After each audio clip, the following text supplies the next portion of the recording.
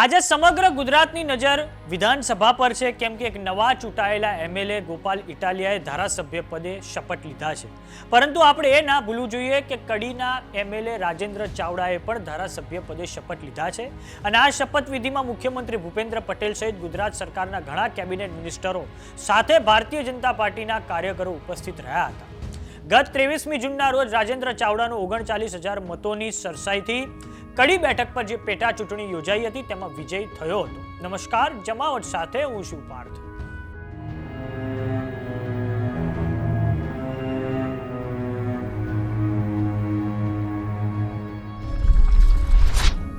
સભામાં ધારાસભ્ય તરીકે આજે વિધાનસભાના માનનીય અધ્યક્ષ શંકરભાઈ ચૌધરીના કાર્યાલયમાં ધારાસભ્ય તરીકેના શપથ રાજેન્દ્ર ચાવડાએ લીધા હતા.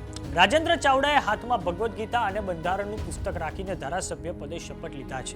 આ પ્રસંગે મુખ્યમંત્રી ભૂપેન્દ્રભાઈ પટેલ, ભાજપના પ્રદેશ સંગઠન મહામંત્રી રત્નાકર અને મહામંત્રી રજનીભાઈ પટેલ, આરોગ્ય મંત્રી ઋષિકેશ પટેલ, સહકાર મંત્રી જગદીશ વિશ્વકર્મા, કૃષિ મંત્રી રાઘવજી પટેલ, વન અને પર્યાવરણ મંત્રી મુળુ બેરા, સાથે જ રાજ્ય કક્ષાના મંત્રી મુકેશ પટેલ, સામાજિક ન્યાય અને અધિકારીતા મંત્રી શ્રીમતી ભાનુબેન બાબરિયા, વિધાનસભાના મુખ્ય દંડક બાલકૃષ્ણ શુક્લ, સંસદ સભ્ય મયંક નાયક અને હરિભાઈ પટેલ, પૂર્વ નાયબ મુખ્યમંત્રી નીતિન પટેલ, સાથે જિલ્લા ભાજપ પ્રમુખ ગિરીશ રાજગોર, સંયોજક વિનોદ પટેલ અને કડી વિધાનસભા વિસ્તારના ભાજપના કાર્યકરો અને હોદ્દેદારો મોટી સંખ્યામાં ઉપસ્થિત રહ્યા હતા. તો હવે રાજેન્દ્ર ચાવડાની એમએલએ પદે શપથ વિધિને લઈને આરોગ્ય મંત્રી ઋષિકેશ પટેલની પ્રતિક્રિયા સામે આવી છે. તાવો સાંભળીએ તેમણે શું કહ્યું છે.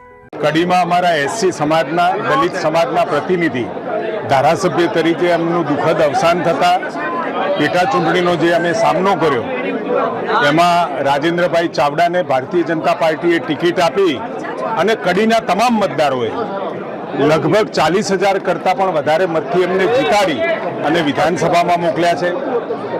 કડી વિધાનસભાની અંદર ઘણા બધા વિકાસના કામો પણ થયા છે.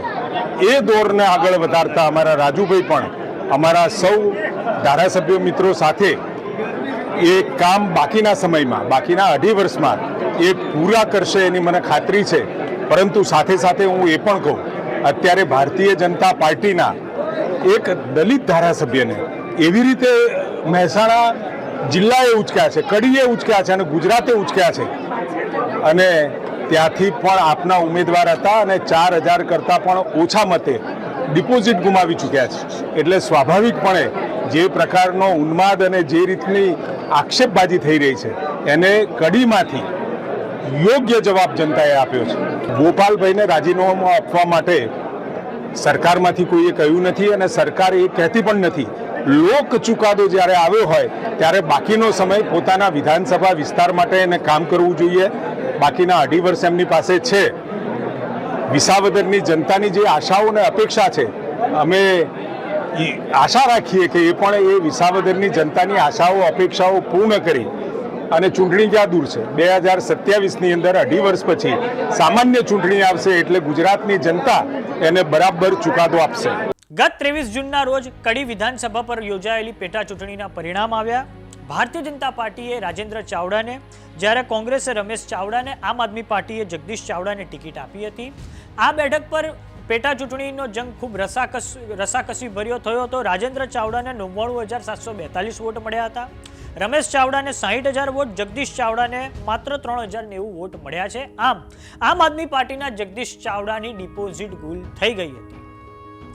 તો હવે આજે કડી બેઠક પર રાજેન્દ્ર ચાવડા છે, તેમણે અધ્યક્ષ શંકર ચૌધરીની હાજરીમાં ધારાસભ્ય પદે શપથ લીધા છે. તો કેવો લાગ્યો અમારો વિડીયો અમને કોમેન્ટ બોક્સમાં લખીને જરૂર જણાવો. જો તમે અમને યુટ્યુબ પર જોઈ રહ્યા તો સબસ્ક્રાઇબ કરો. જો તમે અમને ઇન્સ્ટાગ્રામ અને ફેસબુક પર જોઈ રહ્યા તો ફોલો કરો. નમસ્કાર.